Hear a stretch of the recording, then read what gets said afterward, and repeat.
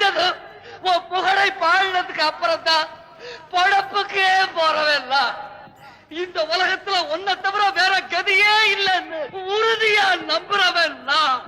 ஒவ்வொரு கிருத்திகைக்கும் உன் கோவிலுக்கு வந்து உன் திருமுகத்தை பார்த்ததுக்கு அப்புறம் தான் பச்சை தண்ணியே குடிக்கிறவன் நான். அப்படி இருந்து இன்னைக்கு உன் கோவிலுக்குள்ள மட்டுமில்லை ஊருக்குள்ளே வரக்கூடாதுன்னு விரட்டி அடிச்சிட்டாங்களே முருகா.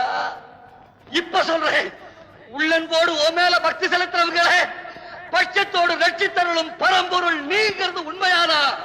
பக்திக்கு விரதத்துக்கு கட்டுப்பட்டு கருணை காட்டி காப்பாற்ற கண்கண்ட கடவுள் நீங்கிறது உண்மையானா? இப்ப இந்த இடத்துல என் முன்னால வந்து நில்லு, உன் திருமுகத்தை காட்டு, என் கிருத்திக விரதத்தை முடிச்சு வை. இப்ப நீ வரலன்னா